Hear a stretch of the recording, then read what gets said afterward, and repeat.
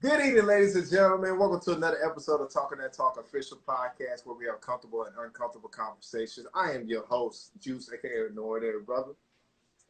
All right, what's good, world? I go by the name of King Exodus, aka X.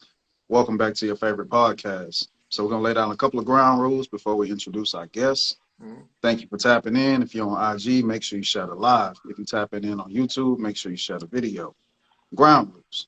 Now we ask that we keep the commentary up, that you engage within the conversation. Be respectful of the people that you see on the platform right now, and also be respectful at the same time with the other people within the chat. All right, move forward. All right, all right. So look, coming to the platform, we got a brother in the house named Dom, engineer, strength coach. I'm just gonna say this guy's kind of amazing, man. How this happened was we had a good friend of ours recommend this brother. That's one of the things I do want to shout out to anybody who brings other individuals to the platform and makes it Mhm. easy to converse and also get their information and who they are out there. Also brings us as well as different individuals. So how you feeling there, brother? Oh man, I'm feeling great. Juice King, X, thanks for letting me on the show. I always love to just kind of share my story, and if I can help someone else out, and get them further down the road, then life is good. So no complaints here. I like that. I like that. I like that. I like that. So who gonna pop off the first question? You ready? You want that king? You want that king? I'll go first, man. I'll All go right, first, all man. right, man. All right, man. I got tired of going first. All right. So the topic we're gonna talk about tonight, we're gonna tap into men's mental health. We're gonna talk about men being vulnerable, expressing themselves and whatnot. We're gonna tap into a little bit of the masculinity and femininity talk as well. So we're gonna do this interview a little bit differently. We're gonna have an open dialogue. It won't just be us asking, our guests questions back to back. So opening it up, man. Let's tap into true masculinity, right? Um, are we at a point of time to where we have to redefine what is masculinity based on what is effective and what's not effective? Or do we continue to follow this the standard of what society says masculinity is? And that's open for both of you. You could tap into just what is true masculinity to, to y'all. There you go first. Oh, okay. That's a very good question. Usually when questions like that are posed, I look at it kind of from a kind of more of a broad perspective. You hit up the hammer, like you hit the head right on the nail with it. Was do we stay with this kind of old school narrative, or do we redefine this? And I think just anything in life we're doing is we always need to go back and take a critical examination of what is the standard, right? Like let's just look at cars from like 30 years ago, right? There was a standard, right? And then now that car looks totally different. Back when our moms and grandmoms and pops was taking us, to the store and stuff versus now we got GPS, we got navigation, we got, Mhm. autocorrect and all those things and stuff like that. So I think in the world of, defining masculinity and things like that, I think we're now approaching a point where that is becoming so defined on an individual level because we're starting to see, especially in America, people are starting to express themselves in a way that is no longer, I'm going to express myself in a way that is with a particular group. I'm going to, in fine detail, like an etch a sketch, I'm going to detail and really define out this is who I am, this is what I represent. And so I think we're leaving the group model of what masculinity is. And then I think what's happening is, individuals are starting to say, this is how I define it. This is how I'm going to, choose to step in it. And this is how I go about it. So with that said, I think we are definitely on that, on the edge and on the cusp, and we're right in the thick of it, to be honest, of what it is, to define masculinity. I don't think it's the classic Arnold Schwarzenegger, Rocky Balboa, go do 1,000 push-ups and beat up the guy, kind of thing. I think that's me, I love those Macho 80 movies, and so if someone says what's masculine or very manly, I'm man, it's got to be Rocky Fort, right? I mean, that's got to be like one of the realest movies ever. It's like, dang, Lucky you for your best friend got killed and you really went and like train in the mountains just to go beat this dude up, you know, like and that has its own craziness within it. But you know, long story short, that's what I think about it. All right. Sure, like I said, masculinity definitely has an individual concept because everybody has a different definition of it. Also, I still believe in there's still like traditional things that people still connect what masculinity is to. Uh, Agree. like there's still some traditional things when it comes to it. What would I say that's more so traditional based? Providing is provide to provide, protect. That's definitely a traditional basis of masculinity. Agreed. Um, Right. but like he said, what he said was very beautiful when he said there was an older concept, now it's a newer concept. I don't think a lot of people gravitate to that understanding because some people are so stuck in their old ways. But as we get older, more information start getting released, and people start saying, okay, we can add this in there now, and we can take this one back. Like there's a lot of adding and subtraction, and sometimes, like I said, depending on the morals and principles of code you're raised on, they'll still keep the traditional values and they might add the additional things they see. Okay, I see where this can be wrong and how we can reframe it and do it correctly. Like they said, like some people think masculinity is more so on a violent basis. I was like, well, masculinity is also healing if you know how to conduct yourself and speak to that individual properly. Correct. Correct. Yeah. The reason why I asked that question is because that's like the most debatable thing right now is, do you follow the tradition 100% or do you remix it as you go on throughout time? And to facilitate a proper household, you definitely have to do what is pleasable to that particular household. So to say that everybody follows a particular standard, that's false. You know what I mean? That's never been done before throughout history. You know what I mean? And then we can tap into the epigenetics, even as Black people, when we tap into like slavery. You know what I'm saying? After slavery, you know what I'm saying? We tap into the epigenetics. The first household structure that we saw was when you were enslaved. You know what I mean? So your customs was built, you know what I'm saying, on that at the same time. And a lot of people don't want to give it that type of credit, but you don't just take on what we want to pick and choose from that experience. You take on everything from that experience, even the hierarchy of the household. You know what I'm saying? God first, man, the woman, then the children. We didn't make that up. That's what was taught to us. So imagine how many households could have prospered if we just would have figured out what works for that household. So masculinity to me is what is effective, not just what is scripted. So, so you got to be able to adapt with the times, still keep your core traditional values that works for you, but always be able to adapt to make sure that the household stays together. You know what I mean? I like that hybrid approach. Sure. Okay, Right. okay, that wasn't bad, King. Ain't bad? All right, That's cool, my cool. brother, man. That's my brother, All man. All right. right. All right. So I asked you, Donald, since it's masculinity talk, do you know when you start tapping into a masculine frame? The reason why I say that because I realized at a young age till I start playing sports, I didn't know what it really was, right? I don't know if you ever had situations growing up where like they're telling you to be a man, you're still a child. You're like, what the fuck?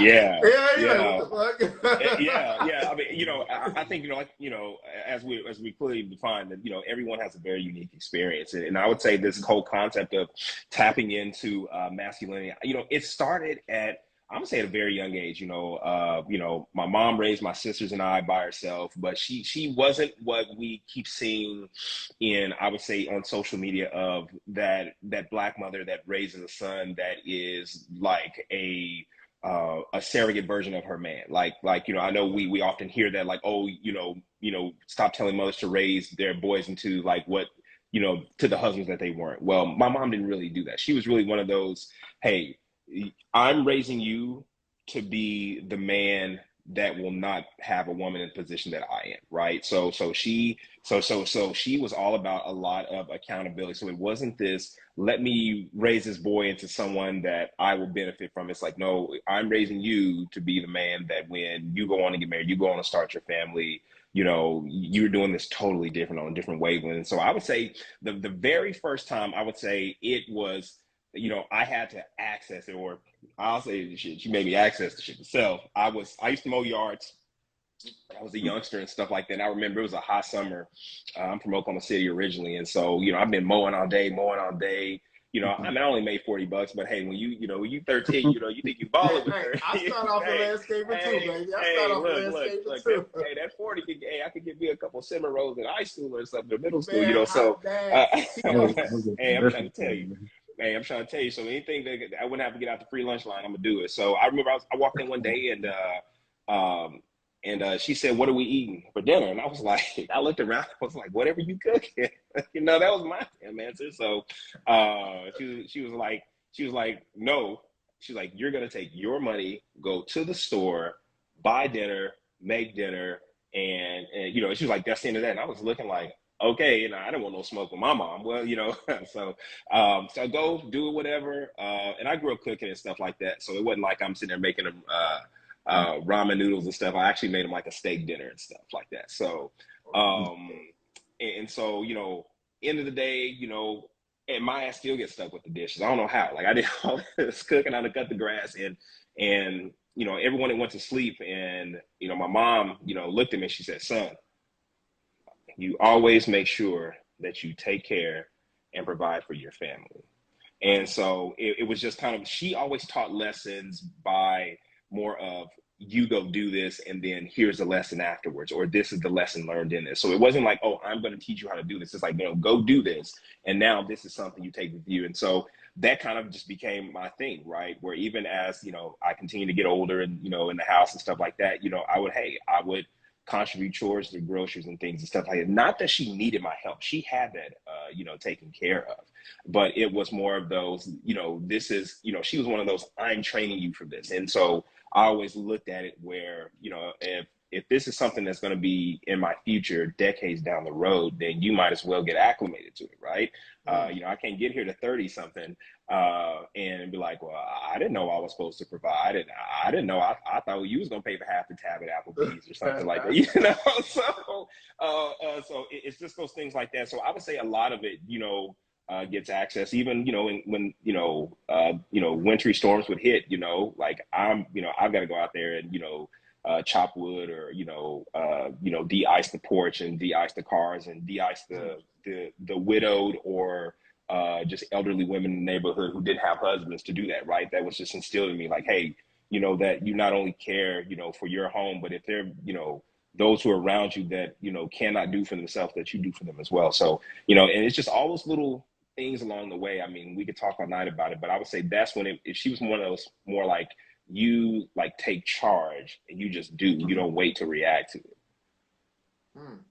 Oh, I like that, man. I like Yeah. that. Yeah. My Keep, mom sound cool, man. Mom sound cool. Hey, right. my mom's cool. She's cool with it though.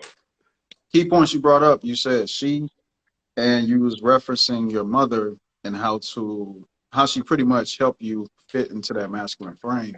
Mm-hmm. Oftentimes in society, men that grow up without fathers, Mm-hmm. we use that as a crutch mechanism, right? Yeah. The women use it as a crutch. The sons use it as a crutch, Yeah. right? But in your particular situation, you like, my mother actually helped me fit inside my frame. So there Yeah.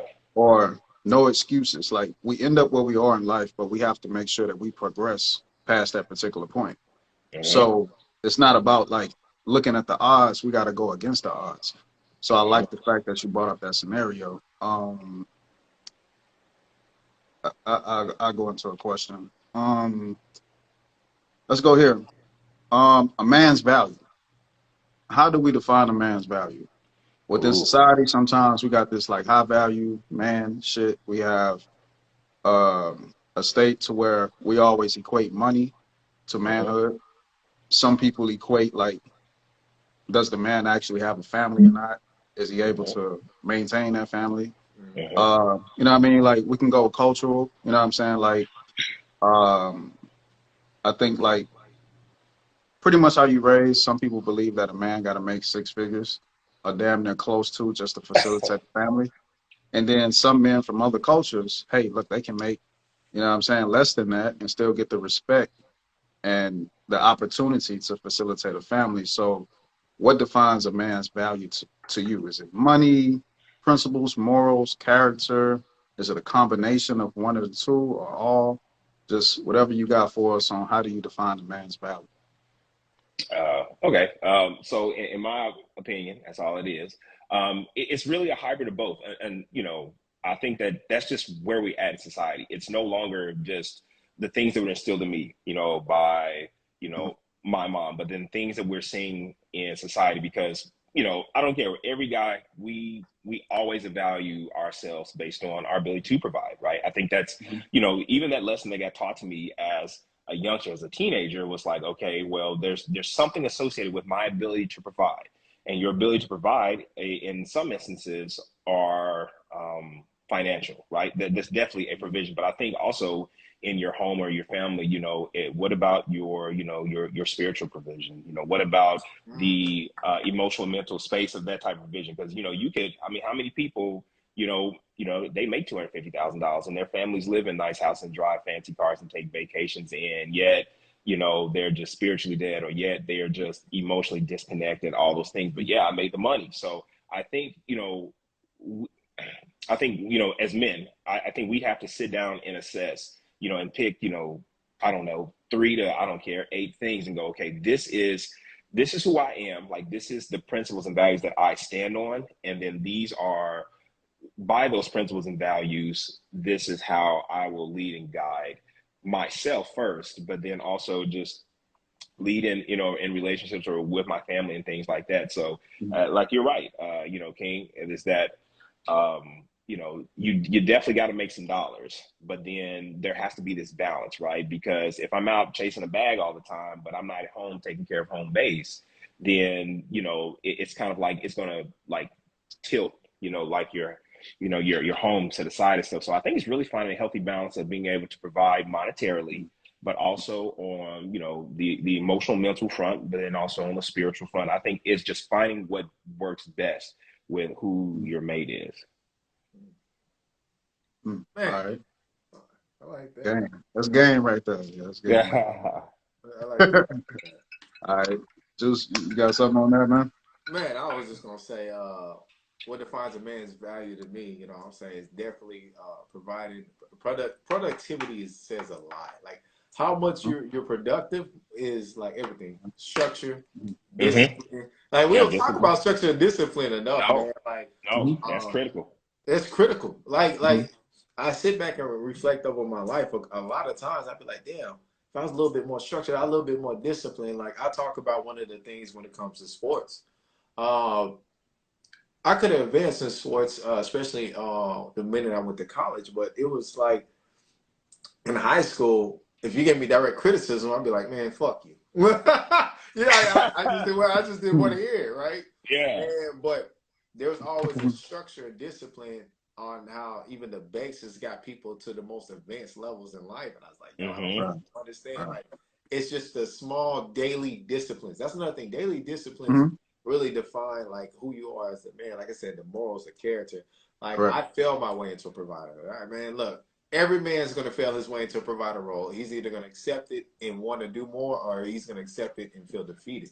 But I Yeah. Yeah. fell my way into wanting to become a provider because um, everybody's focused on income, but you should be focused on the outcome. That I flipped my whole mindset Mm-hmm. outcome because Okay. I'm All always right. looking at the Mm-hmm. end goal. Like, what do I look like uh, at the end of this? Right? What is my outcome? How's my body? Yeah. How's my mind?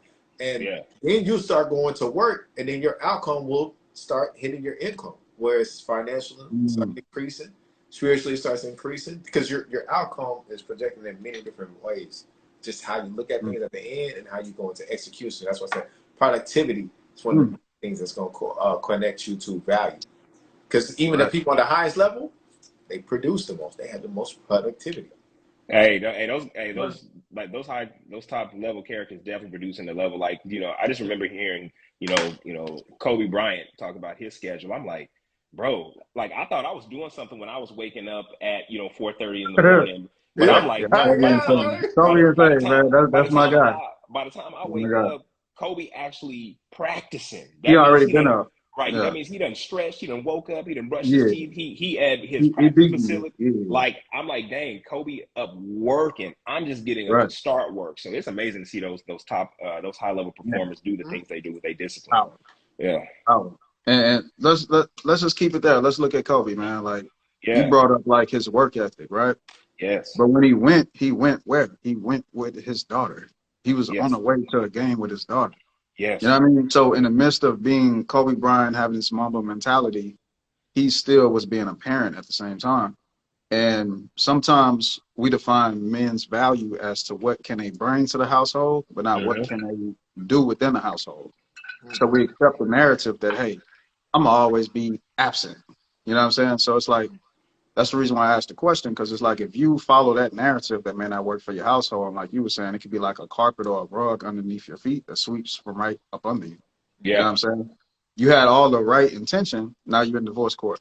You know what I'm saying? For a little bit off. You know what I'm saying? Hopefully we won't end up there.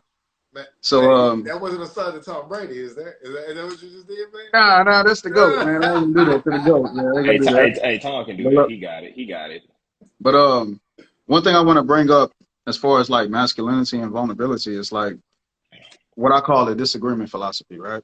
So let's take it corporate. You got Elon, you got Mark Zuckerberg, right? You got Timothy Cook, Apple. These guys are at odds. You know what I mean? Ain't no Dracos coming out. No, they don't need Draco. Ain't nobody trying to, you know what I'm saying, tap into this person chick because it's beef or it's Hmm. the conflict resolution and the disagreement philosophy is based on who's gonna outproduce the next person. And these are Hmm. all males, right? Yeah, Hmm. that's how we compete. So what makes that culture different from the culture that we come from that says, hey, if I have a disagreement with another male, it has to end in violence, physicalities, you know what I'm saying, death and all these disrespectful things, you know what I'm saying? Mm. I think we definitely have to tap into this conflict resolution. This is what makes you more masculine, in my opinion, is how do you handle these situations? You know what I mean? Um, you look at companies. Companies have rivalries and wars. You look at Pepsi and fucking. You look Coca-Cola. at Coca Cola. Coca-Cola, right? I was gonna say Coca-Cola Pepsi just Cola. completely dominated that space on beverages. So Pepsi, like, Hmm. I bet you got that space. So what I'm gonna do is I'm gonna create more products than you, and I'm gonna still stay in the game. So Yeah. it's like nobody gotta die. It ain't gotta be like, hey, you know, fuck your family, fuck your bitch. You know, none of that. It's still on the same. It's on a trajectory that is this is business. So I'm about to say that sounds more business minded, but right, uh, right. So how do we incorporate that in masculinity roles, even though we're not necessarily conducting business 24/7? What is our conflict resolution like? You know what I'm saying? It's a time to step up. I believe in situations, and it's a time to digress. It's a time to reevaluate. Just y'all can tap in on that however y'all want to. Conflict resolution and masculinity. sure. Well, you said earlier that it's not business 24/7, but who said that? And I'm saying that because every person on the planet is a business. Like I'm a business, you're a business, everybody's a walking LLC. But like you said, when those Silicon Valley CEOs, when they have beef with one another, like you said, like look, there's no way like coming out, Mark Zuckerberg's not coming out of the mall and Elon Musk run up on him, right? That's not. It's not going to turn into. It ain't gonna look like Suge and Pac jumping someone in Vegas, right? It's not Right, going to turn into nothing like that. right, But because they know who they are, and not in terms of like just their roles, like their titles that they've earned in society, but who they are, right? They know that they can do so much more damage by throwing slugs in forms of how they can produce and perform and compete, right? Before it's like, you can't go around and assassinate people, but it's like, hey, look, okay, you know, iPhone, you come out with this, well, guess what? We're gonna crank this meta thing on you, and now we just saw that you lost 20% of your customers. Like it's like they go to war, but it's like a financial thing.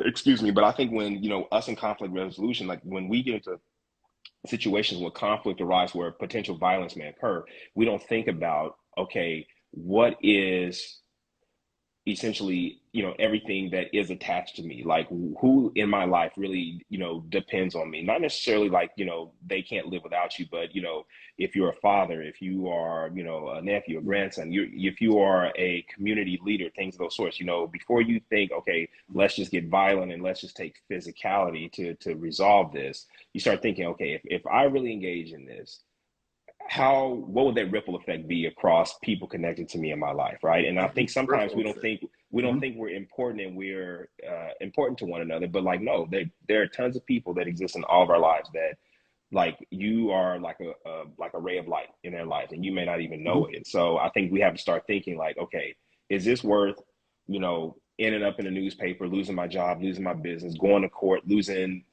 reputation, which may ultimately even affect my bottom line to do that provision thing. And so I just think, the mentality's got to shift. If these billionaires can go to war, just by outproducing, outworking, and competing against one another, then go for it. Because to me, that really almost looks like two rams that you see in the wild butting heads, but it's just different because we don't see the physicality of it. We just see, oh, everyone got cool products and we just gonna roll out with it. And so I think those guys are still just as aggressive and they're just as confrontational, but they use another method to do it. They don't use violence and death. They use their actual business to just say, we're just gonna crush you this way. Yeah, I like that. I like that. One of my favorite quotes I tell everybody is, look, you are the example of what to do and what not to do. That's my favorite quote I made up for myself. People will look at you like, oh man, that's something I need to do, or look at you like, oh, it's something I don't need to do.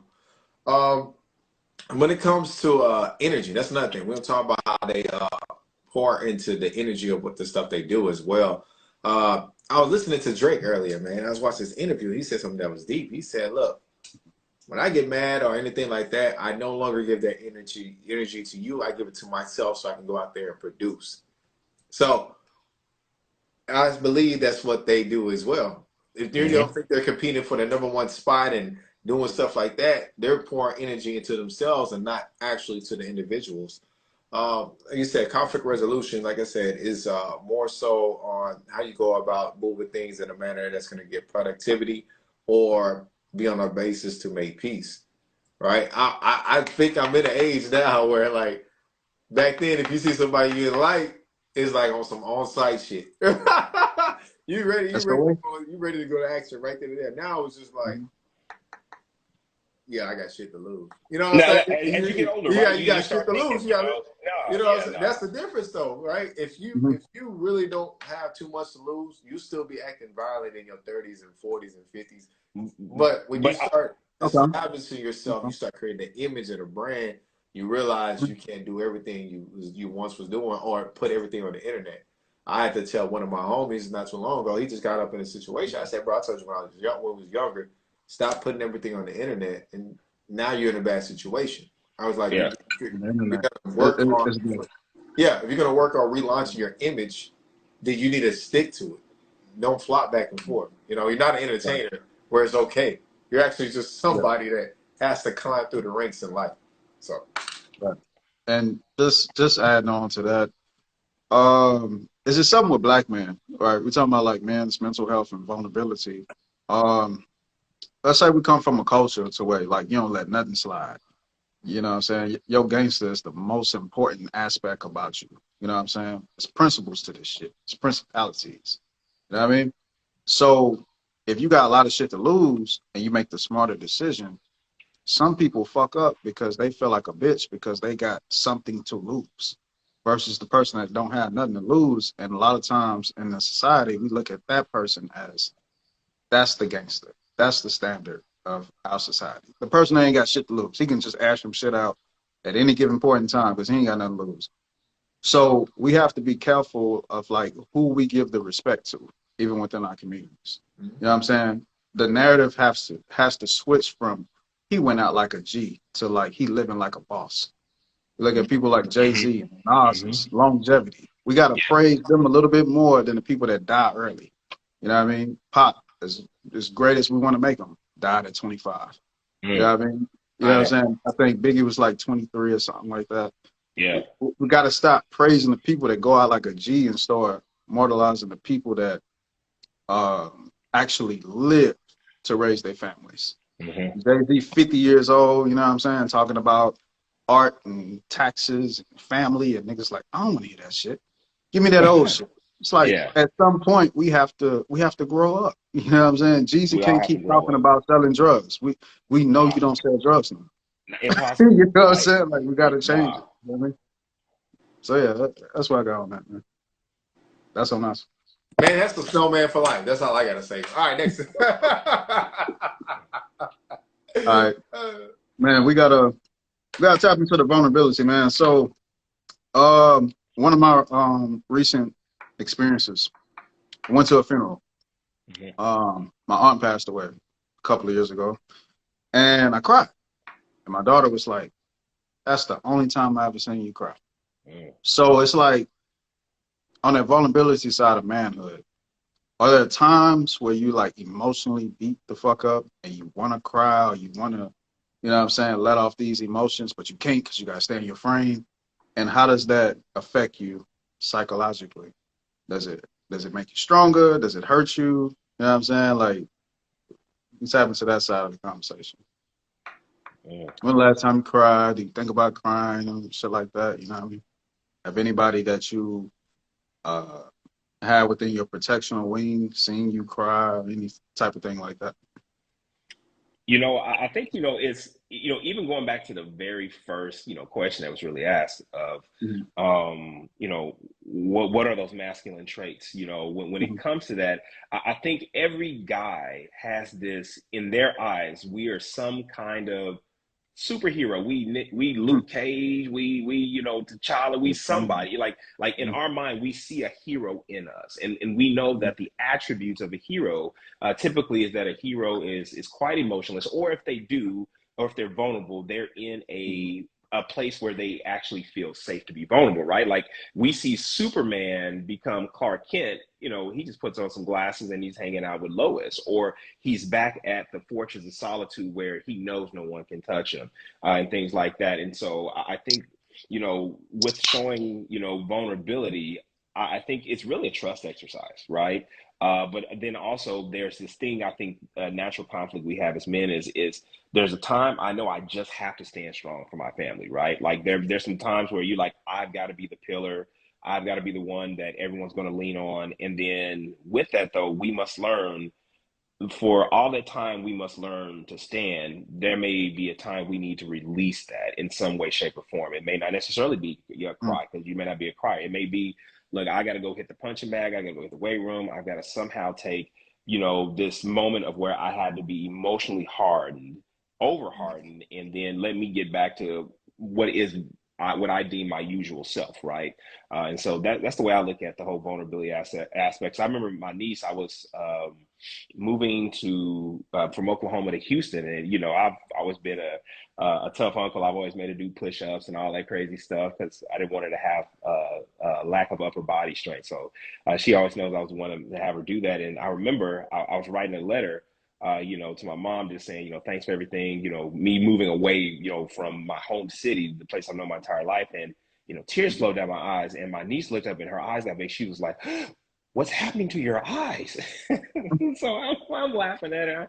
And I said, oh, nothing, and stuff like that, because she had never seen it. I mean, she had never Um, seen, she didn't know how to define what crying was. She cried all the time. But she just didn't know how to see what was going on and stuff like that. And I think that was the only time she ever seen me, cry. But I think, the tears, if we want to consider that vulnerability or a way to release emotion, I just think you just have to be, it's the people you're around that allow you to show tears. Like there's some people that have never seen a tear fall down my face, and there are people that have seen tears flow down my face in many instances in my life. So I think vulnerability is also a reflection of your environment. Do you Yeah. have people that allow you to do that?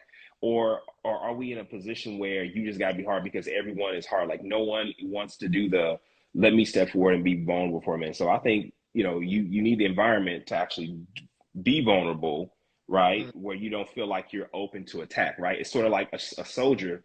They put their shield, their spear, their sword down. They're vulnerable, right? But they're not doing that on a battlefield or what they feel is a battlefield. They're going to do that in some type of refuge. So if there's not a place of refuge, I think Ooh, that it's time for you. oh man, that example, bro. Did y'all understand that?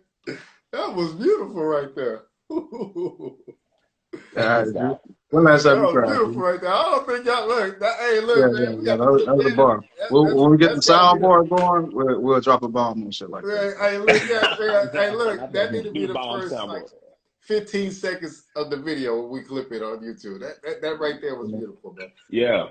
Oh man. But I always say like, look, being vulnerable is not a weakness, and I always say, bro, asking for help is not a weakness. I only got further in my life because I asked for help. I seek mentors every day. I seek guidance every day.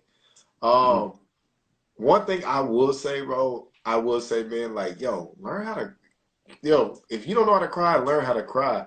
Um, Last time I shed a tear that wasn't from like my eyes being itchy or a situation where sinuses or like of that. Um, the last time a tear like hit my face, y'all, like my shoulders felt so empty, right? It's something that a massage can't do. It's like so much stress got released out of my body from shedding a tear. And I started to reflect, like, yo, why am I conditioned like this at the same time? Because I shed one tear and I was like, all right, that's enough. But that one tear did so much for me right then and there.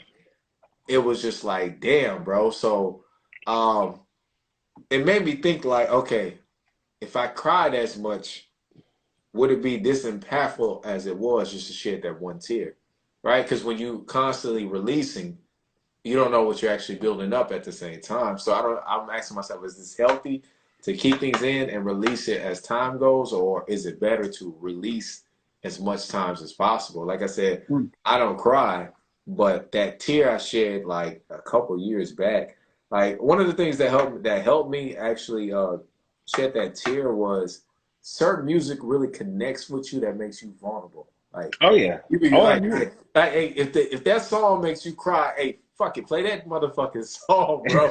Like, play that fucking song, bro. Like, go in your That boy room, nigga. like, get away from everybody, and then when you come Oh out, be like, shit. all right, man, what we gonna do today? Like, hey, fuck it, bro. Yeah, But yeah.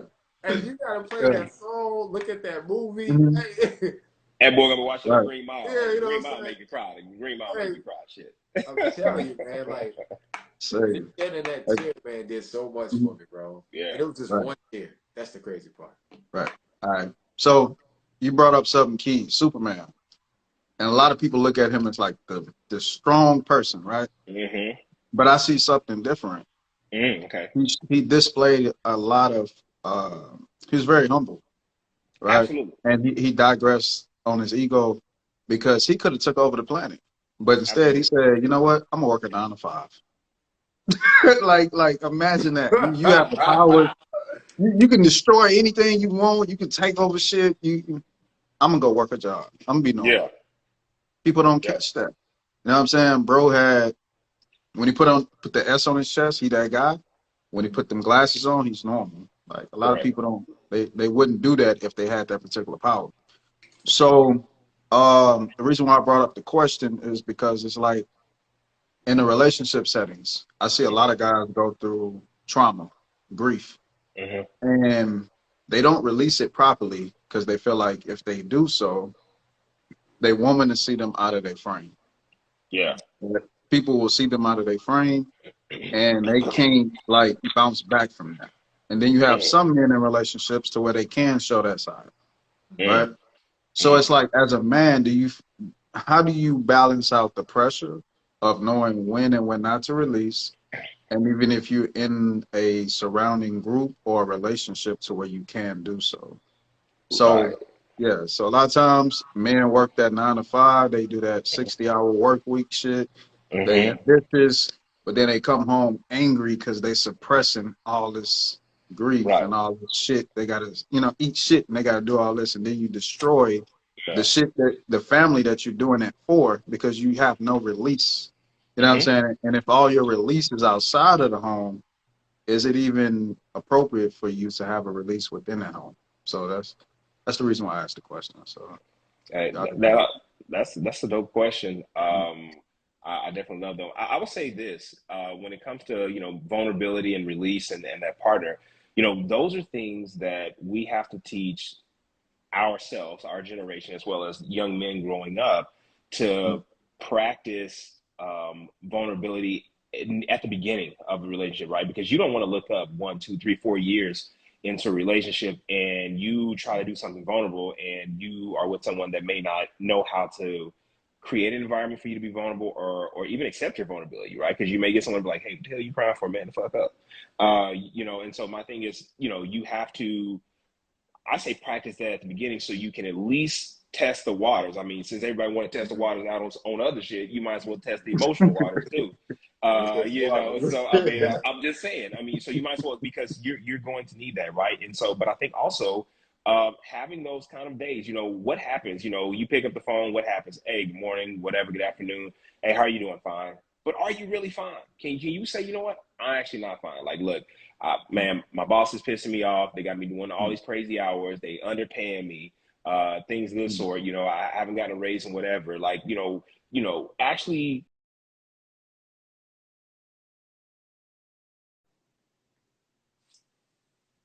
You're not doing so good. Hey, maybe we can, talk about something, later and things of that sort. So I think we've got to get comfortable when we're not fine versus waiting till we basically all the pressure builds up and then we're like a powder keg and we explode. Because I know that's something I struggled with when I was much younger, that it would just like, I mean, because by the time it got to the point of the release, it wasn't just, okay, hey, here's a calm stream. It was like a volcano eruption and whoever got hit with lava just got burned. And so, I just think that's something we gotta teach to do at the early stages of dating or relationships and stuff like that, just so you at least have some idea what you may or may not be getting, and you have to evaluate is that something you can handle or if there's something you need. Mm-hmm. Right, that's powerful right there. Now, inside the household and outside the household, more so of the men that I've been around, they always say do it outside the house. I mean, because hey, you don't want your family thinking you weak. Man, we heard all that, man.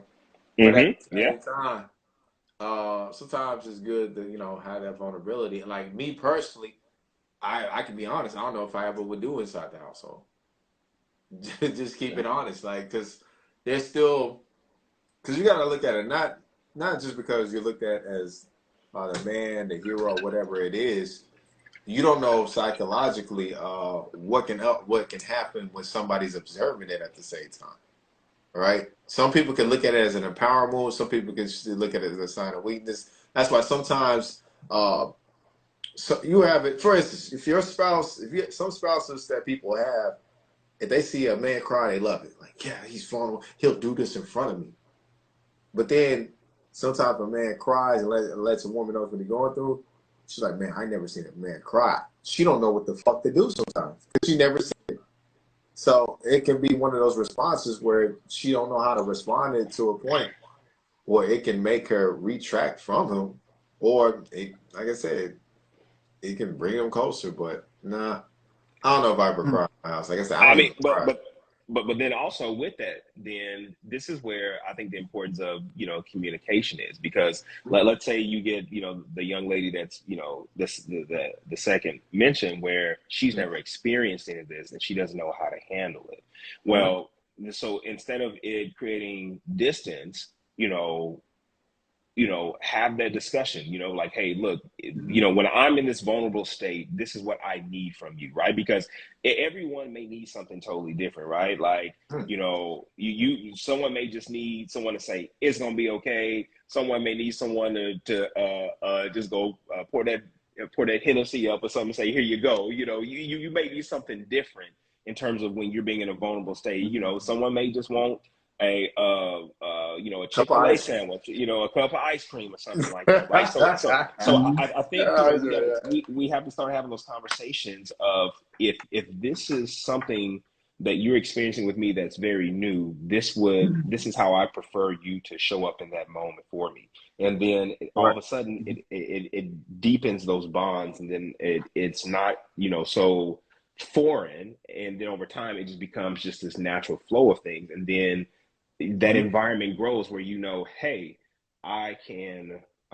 this is a place where I can be vulnerable. And then that goes back to an earlier topic of how often do you like release those, and then you start to change that timing, because what may have been every 8 weeks is now, hey, you may be able to just say your little subtleties that don't seem like this big vulnerable state. So you're being vulnerable without necessarily feeling I'm vulnerable, because you're like, hey, how was your day? I can tell you about today versus waiting for 40 days to build up and then break it all down in one time. Bet, bet. And very powerful. Um, I think we live in a world to where we're so caught up in gender roles. I feel like if you can't be vulnerable and be dominant within the same household as a man, that household not really gonna prosper, because you got to be able to balance between both within that particular household. So, tapping into the conversation, a man has his purpose, he has his family, he has love. If you can't balance between that battle within yourself, how do you balance that battle within the household?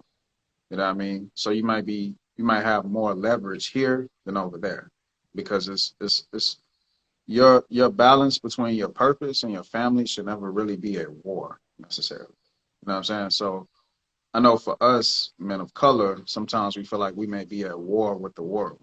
The last thing you want to do is come home and then go to war again. You know what I mean?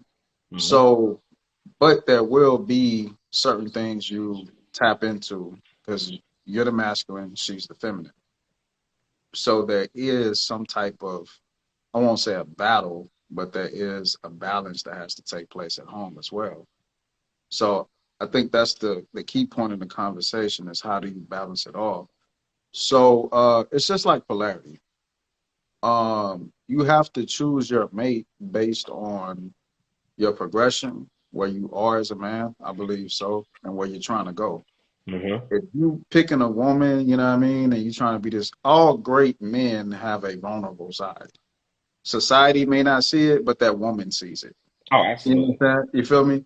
And a lot of times what we hide from history is behind every great man, it was a great woman that helped that man unlock certain key points within his greatness.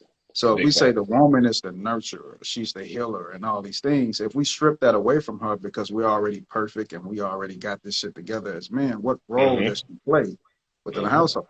You know what I mean? So to have that complete structure, that dynamic, we talk about the unk. That's that triune. That's that the man, a woman, and a child. Everything we have in our cultural perspective is balanced out. It's completion. So I feel like now in society, women want a complete man, but they're not complete.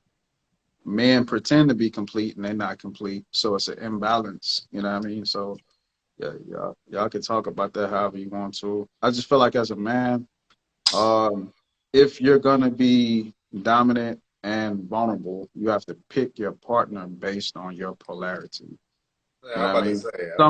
Some men are a little bit weaker, so they may need a more, you know what I'm saying, masculine woman. Some men are so masculine they need a feminine woman. But you have to know your own polarity and how you want to do it.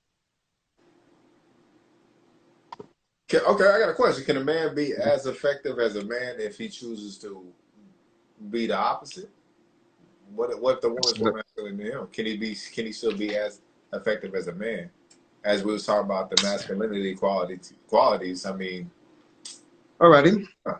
So okay, cool. If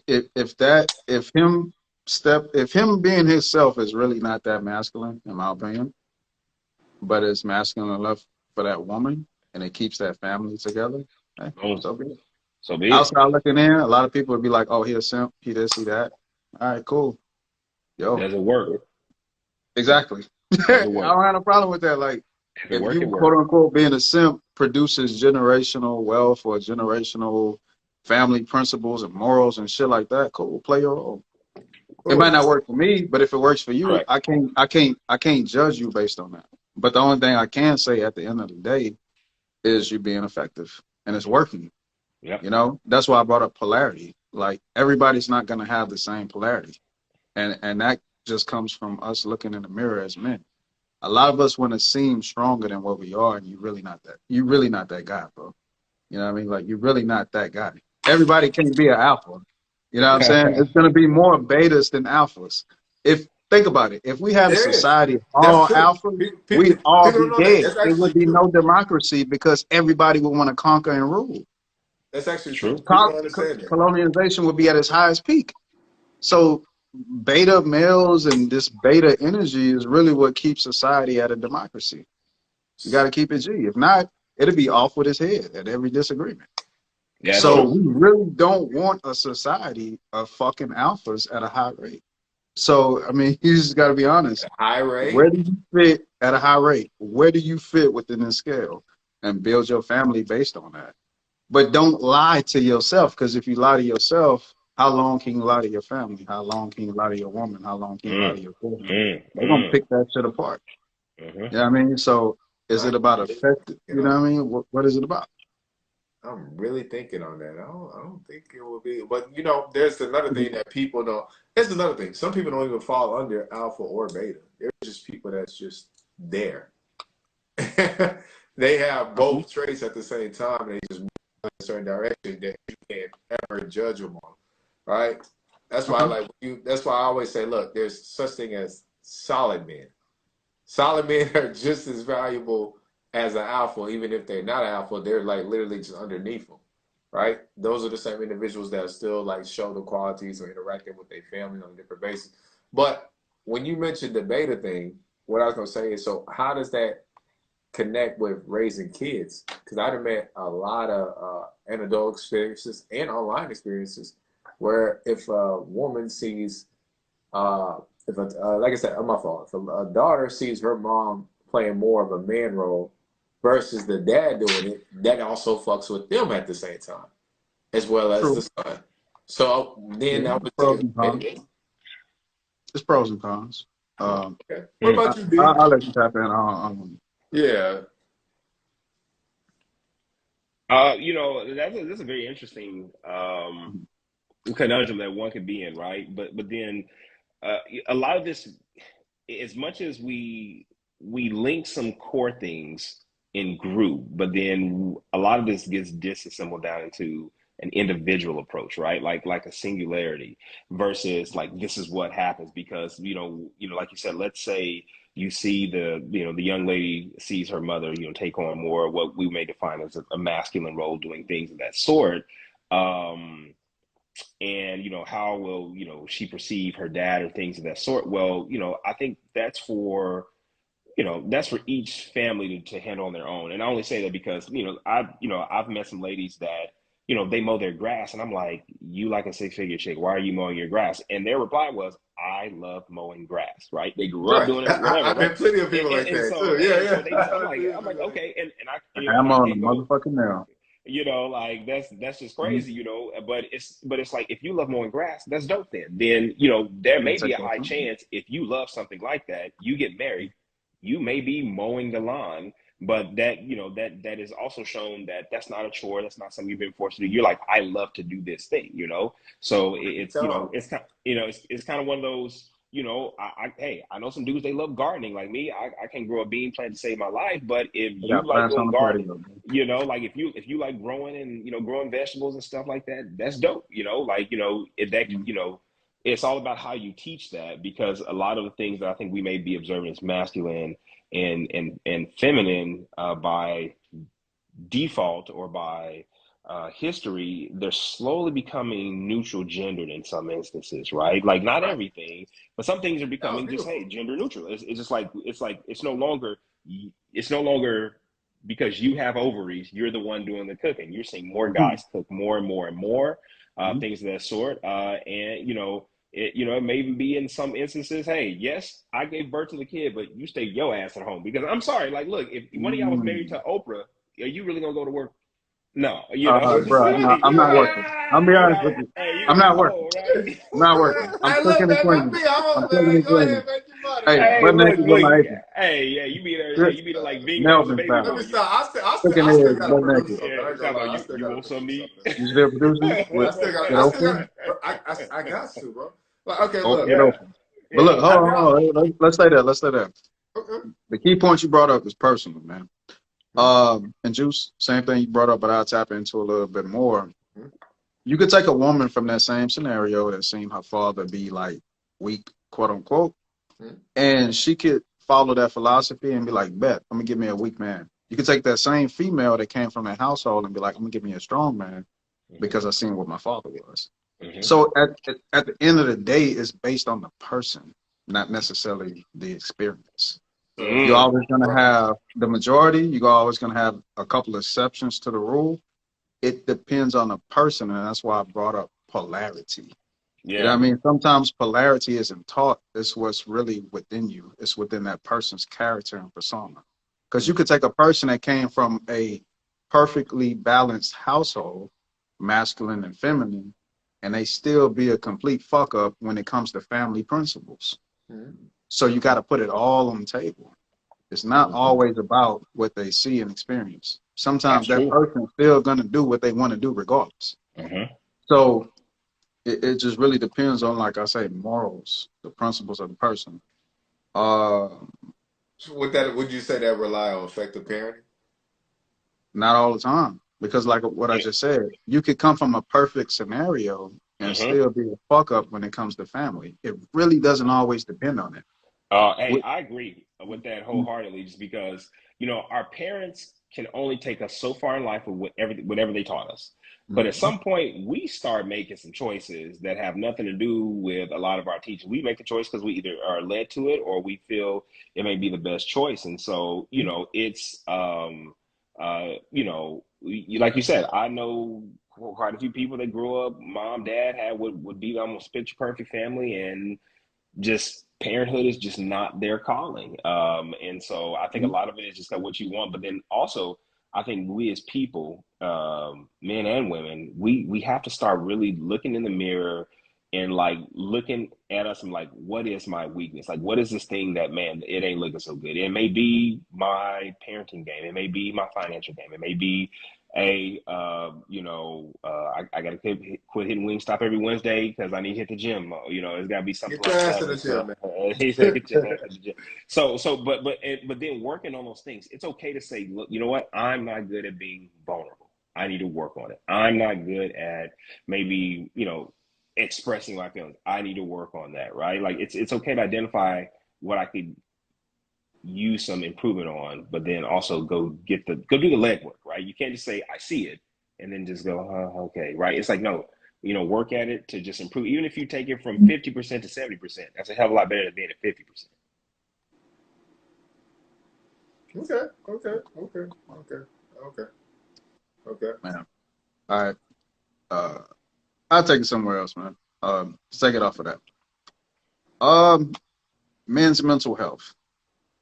Has it ever been a point in your life where you went to seek therapy? Uh, if not, cool. If so, tap in. Me personally, I went the therapy route when I was a teenager. I got Mm, abused by a parent. mm. Uh, Fucked me up. I missed out months of school because I was fucked up. Broken skin on my body, arm in a sling. Oh man. Uh, I had to go to therapy. Uh, got put on, what I'm saying, medication all up until I was like 16. And then at like 16, I was like, yo, you bipolar. And, Mm, you know what I'm saying, you mm, got this and that. And I'm like, mm, nah, fuck mm, that.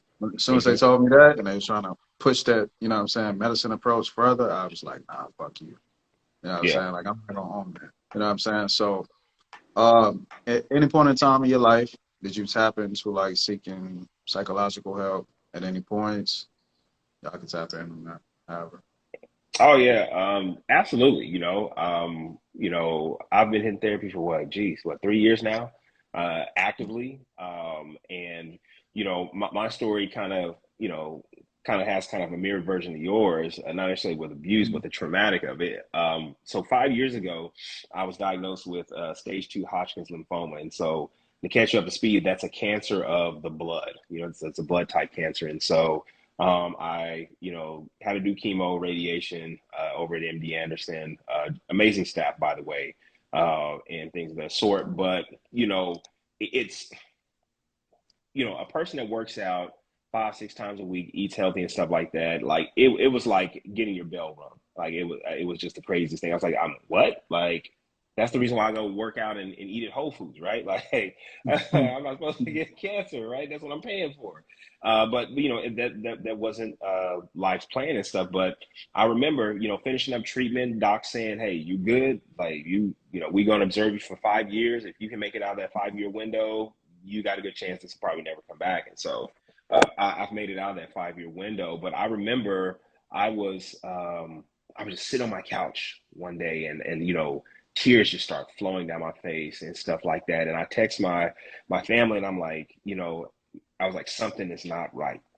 Something is not right. I was like, I'm sitting on this couch, I'm crying, and I think I want to go to therapy.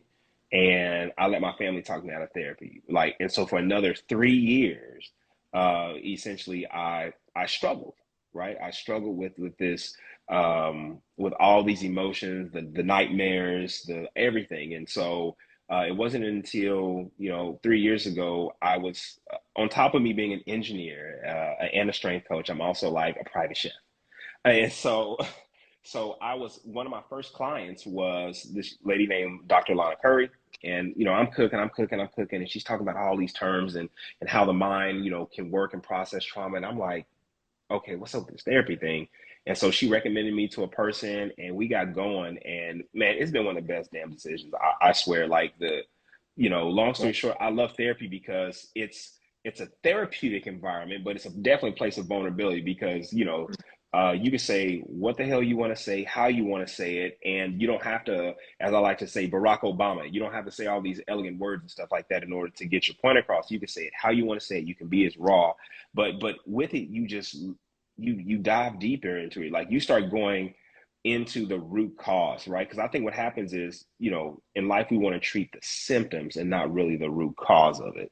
And that's what therapy does. It's like, how far can we get down to see, okay, when did you started going in this direction or that direction with what's going on? And so I always say I'm a much better communicator. I'm a much more well-rounded person, more balanced, you know, more emotionally checked and stuff like that. And so, you know, therapy definitely, like if what I be now versus what I am now, that those are night and day difference in my entire life. So yeah, definitely, you know, I definitely believe in therapy. Oh man. Wow. Want to say structure and discipline, man. Congratulations, you got out of that stage, man. Yes, sir. The Yes, Hoskins sir. up. Yeah, that's a blessing. It's a blessing. Man, I'm sure you know what's crazy when you said that. One of my favorite people, Kevin Samuels, said that. I was like, oh, dude. Wow. Yeah, Yeah. That's yeah, how yeah, we yeah. approach things in therapy. Yeah. Mhm. Makes sense. Yeah. I was in therapy as a child. You know, it was kind of funny because when they was doing that, I didn't understand where is this coming from. I didn't really talk much as a kid. People Mm. that already listen, I didn't really talk that much as a child. I was really quiet. Like, give me Work. some video games. You won't even know if I'm in the house. Boy, boy on that I was PlayStation. really, so I remember like early on as a child, they'd be like, you know, what do you see in this picture? What do you feel? I'd be like, man, what? So you know what I'm saying? As a child, you really don't understand just underneath Right. answering the questions. Because basically, my mom was trying to figure out why I was so quiet as a child. But later on in life, I talked about this not too long ago. I was like, yeah, seeking therapy again. I'm actually looking for a life coach for next year. You know what I'm saying? One of my things right now for this 7 day run I'm doing for the next for 30 days is stack up enough money I can pay my therapist in advance or just for X amount of sessions. You know what I I'm love saying? that. I love it. What people don't understand is like you need therapy and life coaching. That's what always gets you to the next level. Well, therapy is on the basis of, you know, going through the symptoms and get to the root. So now you can course Mm. correct. And life coaching will help you get you to the next level in the career Mhm. or whatever it is you want to do. So both of them was powerful. Um, Mm. so when that happened, like I said, therapy, but I also like dated therapists, which is funny. Oh man, that's So wild. yeah, I don't even know how to tell those stories about that. But Man, don't get no I would trouble. say dating therapist is interesting, right? Because Hmm. Mm. they can use their knowledge to help you, and they can also use the knowledge to manipulate you, right? Especially if it's not a relationship where it's on pen and paper and they're getting paid for it, and you're actually just dating this person, Yeah. right? I remember I told somebody, I was like, you know, therapists can manipulate people too. They're like, no, they're there to help people. I was like, it's just like an attorney. What they say when you Yeah. did an attorney, oh, you're just using your lawyer tricks on me. Like, so it can go either way when you date these type of individuals. But one of the main things I used to get, you said you said you had bipolar. Yeah, bipolar disorder. Bipolar. I had cluster B. I was just a cluster B. There's different clusters when it comes to a cluster B. Mine was a personality disorder, right? But I kind of had to realize, like, that's somewhat true. If people know me, like, you understand, like, sometimes I'm just very chill. Sometimes I got to get, like, very active and get at you. It's just all depending on, but you said something else earlier, D, like, the environmental change is what brings out different things in your body and how you handle situations. So, as you'll go through that flip of trying to pick which personality or which individual you need to be at that right moment. Do I play it cool, or do I really snap and beat them up like I used to do other people? So yeah, let them so slide. Let them mean, slide. Give them a pass. Yeah, but see, even those situations, they want to say, "Oh, you're going through like a personality change." It's like, yo, you're trying to decide what's wrong and right in this situation at the same time. So that could be long with it, but that's just really it right there. Cool. Man, out of all this, man, I got to bring up dude's name, man. It's a person that I feel like be going through this shit a lot, and you make a lot of interviews about it, man. Kevin Gates, man. As much as you talk about eating ass and everything else, the dude. Kevin Wild. Kevin Wild, man. Kevin Gates be wild. Besides the eating the ass and sticking the tongue in the pussy and doing all that, and you know what I'm saying, rotating counterclockwise and all that shit. Man, dude said, yeah, all that. He said some powerful shit. I am beginning to once love the stranger that was once myself. And I was just, I don't think men really just love themselves 100%. So how key is it on a man's happiness? Is this even a thing? Because growing up my whole life, men's happiness, what the fuck is that? Like, you ain't supposed to be happy. You're supposed to produce. You're supposed to protect. You're supposed to be in your frame. Yeah. The fuck your happiness got, your family's supposed to be happy. Yeah. You know what I'm saying? The people that you protect and support supposed to be happy. Your happiness is based on what you can produce.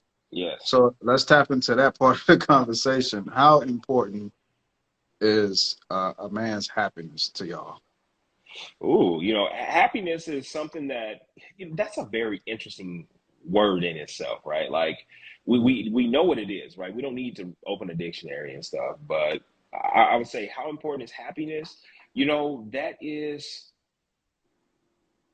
you know what?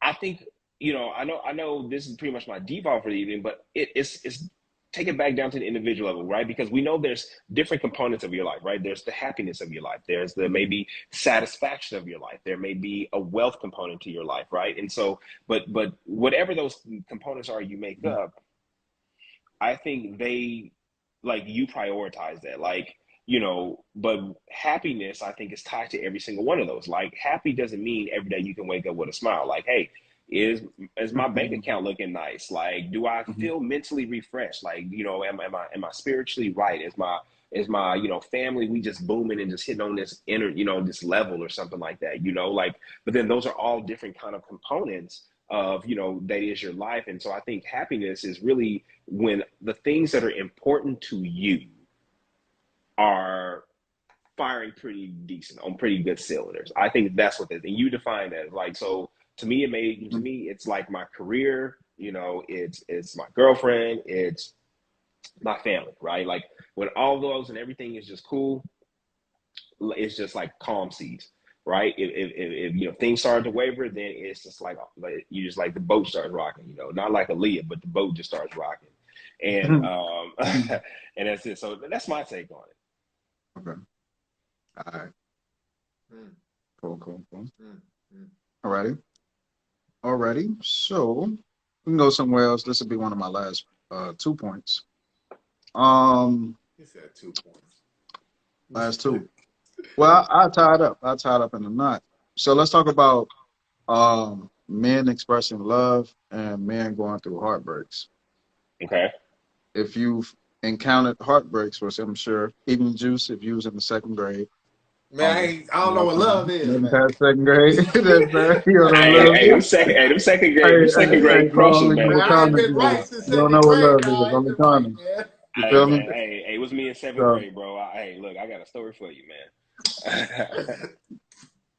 all right. So, Yeah. if you encounter heartbreaks, how do you surpass that energy? How do you get past that part of relationships, move forward into a positive? And what were your struggles with love in an intimate relationship, whether it was a marriage or a strong relationship? You know what I'm saying? Y'all might have to get your Kleenex out on this question, man. You Hey, know what I'm saying? hey, Bro, Who, hey, who was that hey. girl? I Who do this hurt you? real quick. Who hurt you, Juice? Right, like we need to take a break so I go get a drink Uh, because like you look, right. it's Man, been turned to look, a soap opera. tell you, man, Yeah, y'all my can tap ass in on easy. heartbreak and love.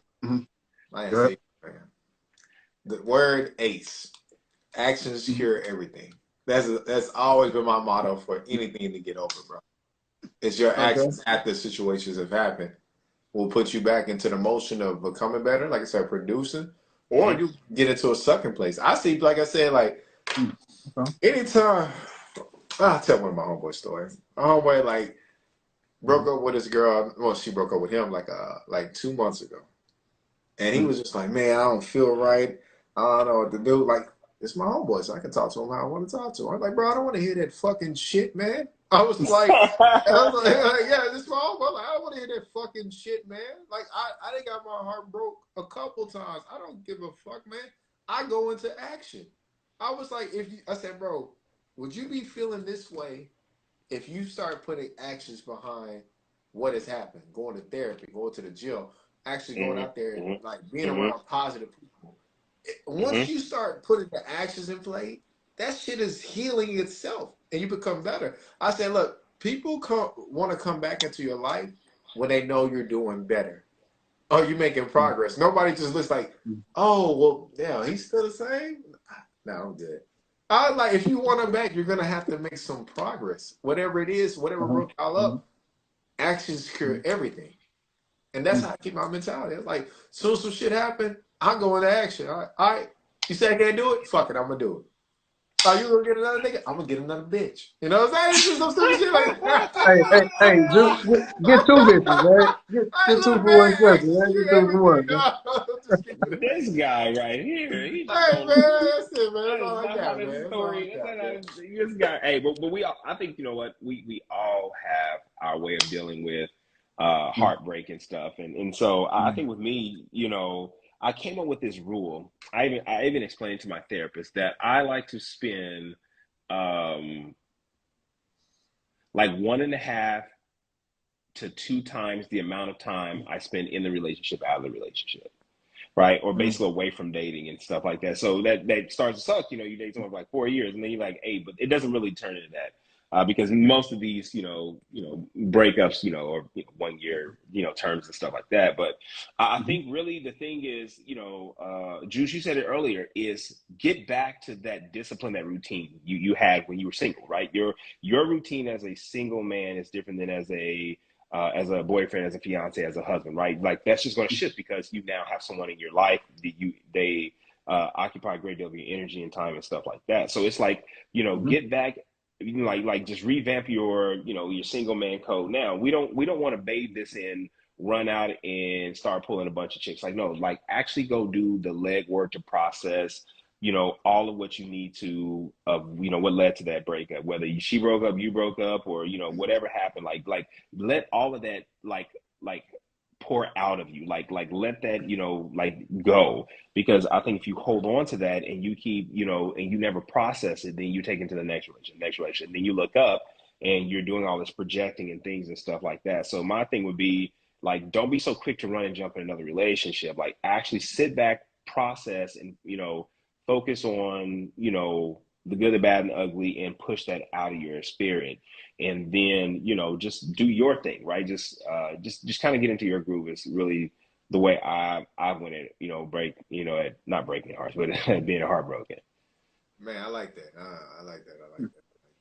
Make sure y'all read the comments too, man. Hey, Yeah, the I want to comments. thank everybody that's been engaging over this stuff, man. It's some stuff Appreciate that. going on in these comments, man. I want to say thank Right, y'all, right. man. The comments jumping, man. They Like, your jumping a lot. comments jumping, man. Hey, Yeah. Cool, cool.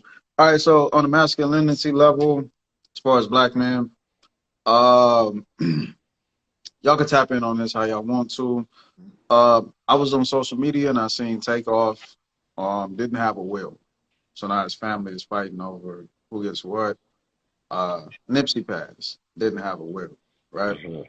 So when we talk about men's mental health, how does this project into the fact that one day we're not going to be here no more? Mm. And no matter how much business we take care of, no matter how successful we are, we still got to make sure we secure the bag in the physical and we secure it when we're non-physical. Mhm. Mhm. Let's tap into that pressure alone of that Yeah. aspect. That Absolutely. you always working to secure the bag, whether you're here or not. And Mm. The close off. eternal bag. Yes, sir. Yes, sir. Yeah. I definitely, I definitely agree with that. So far as Takeoff and Nipsey not having a will, I think part of this, that masculinity, we went back to provision, right? Your will is part of that, right? That this is what you're gonna get. This is your portion when I'm gone. So provision, we can't just look at it in the present in terms of, okay, I got my job and this is my salary. We got to look at it like you said, in the afterlife. This is what I left when I'm gone, right? And things of that sort. So I definitely think that we have to prepare. Look, there's 100% chance you're gonna die. Okay, and so we might as well just prepare for it in, those ways. There's nothing wrong with writing a will. I know we're young men, but look how many young men we've lost. Like we talked about Pac and Big, man, them boys didn't even make it to 30, right? And so, we've seen youngsters lose their lives and stuff like that. And that's always going to happen. That's the way of the world. But let us move as if 60 is literally around the corner versus waiting until we're getting 60. Because it's not saying we're going to make it to 60 and 70 to have our affairs in order. Like, we hey, it's nothing wrong. Let's go get a will done. Let's go get life insurance, right? I mean, every young brother, from 25 up should have a life insurance policy, right? You should be preach building that. something. You should be having something that you can pass to your family. Like, hey, look, if I die tomorrow, I die pretty young. Damn, I didn't get to where I wanted to secure in that bag for my family, but since I'm gone, hey, this is gonna get you way the hell up the road. So I think we have to start looking at things like life insurance as, we got to stop looking at it stingy. Like, yes, some of it is to bury your ass, but also some of this is to help build wealth and legacy in your family and things of that sort. Like, what if you could get the next generation through college and up the road because you had maybe a $500,000 policy and now look what they're doing for the family. So it's like your seed you're going to go from a seed to like a whole, like, orchard. And so that's the way I look at it. Nah, that was absolutely beautiful. I'm a big believer in life insurance. I got life insurance, but I got a whole and I got a term, and I'm about to have it Hey, my whole life. I don't play that hey, shit. there Hey, you hey, go. look! You heard it from me right now. Double up, Fuck a go for me. double up. Go Hey, get in there. Go get you some life Hey, insurance, ain't man. no candle you're not lights gonna on this you ain't gonna be selling no fish end. plates. We ain't gonna be selling no fish plates. Man, look, No fish man. plates, Hey, no look. candle lights. I'm gonna have like swangers on one side. I'm gonna have dunks on the other side. You know what I'm saying? I might put in my will, man. Have a stripper pole. I don't know, man. I don't know, man. Hey, I'm gonna put in I'm my just saying I'm gonna stuff put in right my now. will Hey, and charge at somebody least to you do wrote it. it, motherfucker. At least you wrote it. At least you You wrote did it. your job, motherfucker. Yeah, now You it go better how not be you no want to go. strippers Go at on the your own time. at the funeral now. People throwing ones and stuff. Man, like, Leaving your funeral smelling like love spell and stuff. man, but see, people would forget like life insurance really is a cheat code. I don't think I understand. That's what the elites have always done to keep wealth within their families. They had life insurance policies. They put it on all their members. You know what I'm saying? I remember Mm-hmm. you can, what people don't understand is life insurance policy is actually cheaper if you start younger than it is when you Right, get older. You right. get into a lot. You get You get into Talking a that locked lot, talk. in. right? Mm-hmm.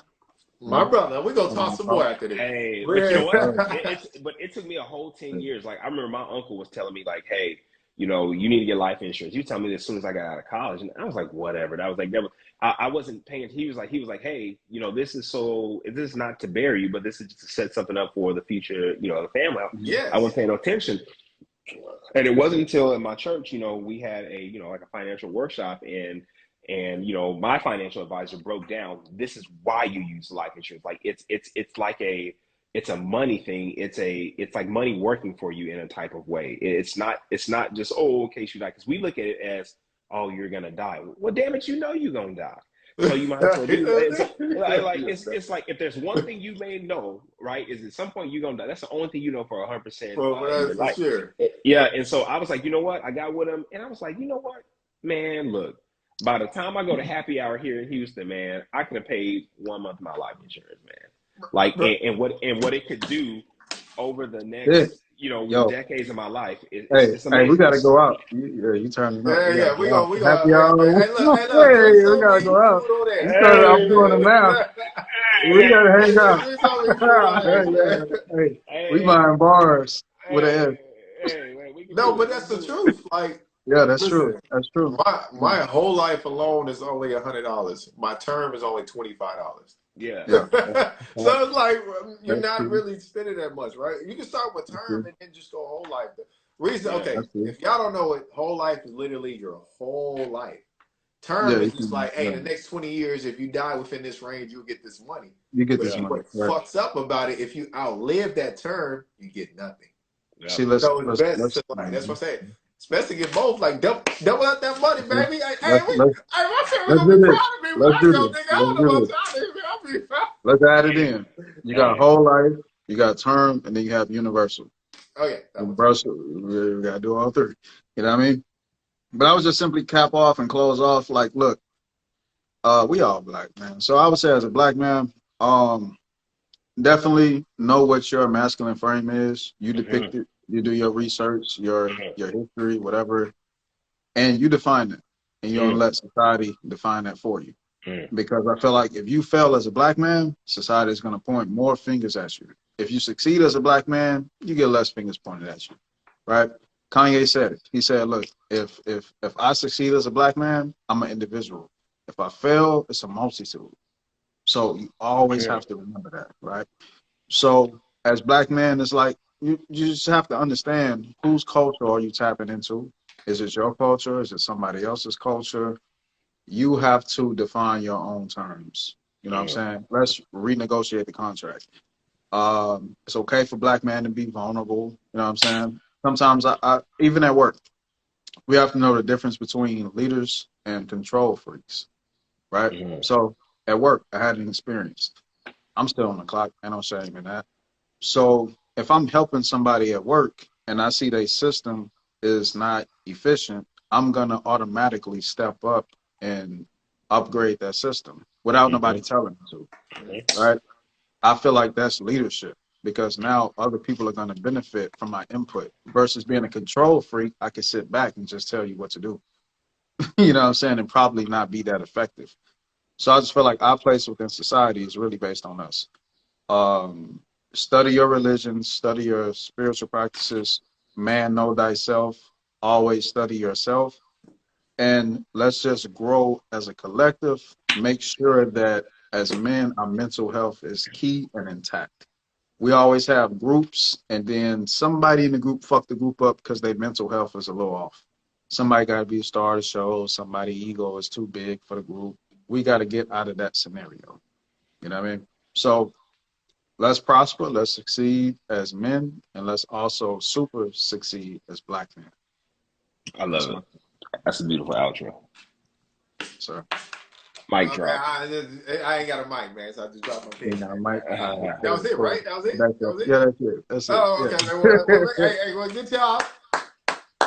I want to say, Yes, everybody, sir. Hey, hey. Yeah. D, make sure Uh, you hit us up. We definitely gonna have to go out and talk some more, man. But yeah. Oh, man, absolutely. besides the mental health we talked about, I wanted to talk about like how within those 5 years, what did you do to overcome your situation? Like, did you change your diet? Like, because like I said, mental health also affects the body. So I'm kind of Right. curious how that happened.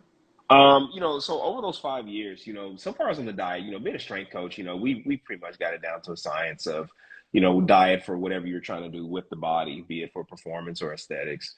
But over those 5 years, I would say the years leading up to it, like I just found I was just, I was using the world to drown out all the trauma, right? If that was my medicine, go out and, go run up a tab at a bar, or, go party and go do all that. But it was just like this void. There was something just missing.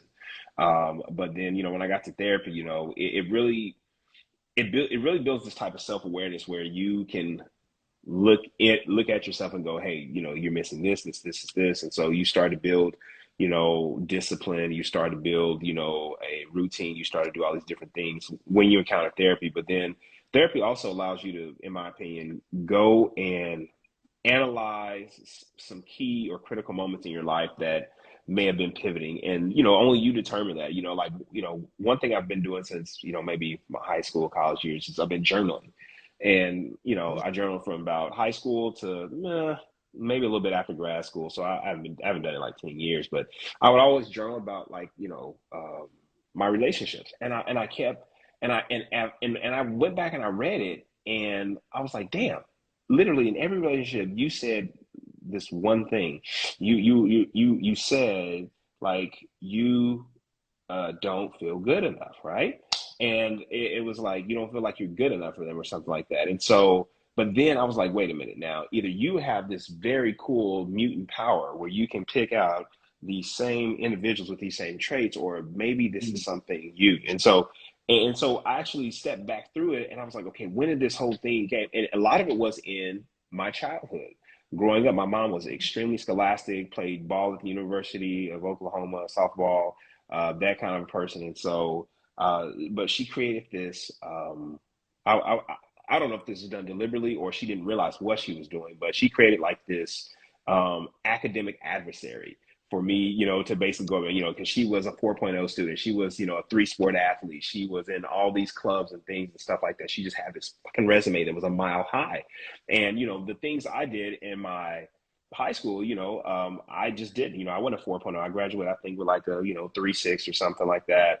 And so anytime I would bring report cards in, or maybe I didn't get into, like, for instance, I didn't get into the National Honor Society. Like, it was always one of those, it almost felt like I was letting her down and stuff like that. Like, I was never, there was never like, hey, look, you got 5 A's and 3 B's. Hey, that's a good report card. It was, well, there's too many B's on there, right? There's never a moment of that. And so I think, that just kind of, slowly grew over time, and things of that, to where it's just like, you know, unless someone was giving me great praise, I didn't think that I placed my value of myself on how people praise me, right? And if they didn't, then all of a sudden it would just diminish and diminish and diminish. And so it was something that, I had to look into, with, my therapist and stuff like that. And he was like, this is like your drug. Some people it's cocaine, other people it's alcohol, but your drug is praise. If you don't have praise, you don't feel good, right? Your happiness, back to that question, is tied to if people praise you. And it's like, you got to get to the point where whatever it is that you want to be praised for, that you have to see that for yourself, be it, what kind of person you are and stuff like that. And so it was just that's just one vein, one avenue of something I went down. And yet I saw it show up in all of my relationships up until this point, right? That's so 99.9 of them had this one issue, right? And my therapist, boom, we nuked it like that, right? But what if I didn't have a therapist? Like, what would my relationships continue to look like for the next umpteen years of my life? Like, what would that look like when I'm a married man, what my wife would have to deal with versus what she doesn't have to deal with, right? Because that shit gets worked out. So, that's just kind of my my long spiel, my long outro on it. Man, before we wrap it, you did this. I was gonna leave it alone. But a man's I want to get a validation. story. I like stories. I need more Yeah. stories as I live life. Hey, A man. man's validation at a particular point has to depend upon himself, not the judgment of his total character, quote unquote. Lao Tzu, a man who judges himself knows nothing, or labels himself knows nothing, right? But the validation process has to really be intact with your masculinity, right? You got to know yourself completely. And failure is part of the process. I don't think we understand that enough as Black men.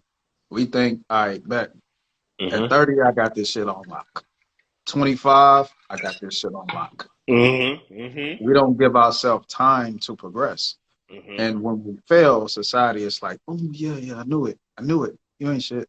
You know what I mean? So it's like Yeah. I feel like our Yeah. progression is a little bit tougher because everybody's saying, look, you're gonna fit this statistic versus overcoming that. So as men, you have to be able to validate yourself at a particular point. And just know that it's gonna take you a lot of time. Maybe not a lot, but it's gonna take you failure to get to these particular points to succeed. And just gotta keep moving forward, keep progressing. That's true masculinity is always adapting, always overcoming. So Adapt and overcome. I love that. That's the whole T-shirt right there. Adapt and overcome. All right, man. I need 10% of all that shit. Just let y'all Hey, know. I need that, 10% that's of hey, all that's that, a good, man. I that's a need good, that's a 10%. good. strong Hey, three, hey, I strong need hey, three, man. I 10% give of you all that. 3.5. Just let hey, y'all Man. know. hey! If 3.5. you live your life by Hey, just that right there, you could get through life pretty far with just those two. Yeah. yeah, that's no problem. Hey man, great conversation. Shouts out to Coach Peaches for hooking us up. Coach Uh, Peach. yes, sir. All right, so Talking That Talk official podcast up top. We got Noah and their brother. I go by the name of King Exodus. Make sure you follow us, follow the brother. You know what I'm saying? Great interview.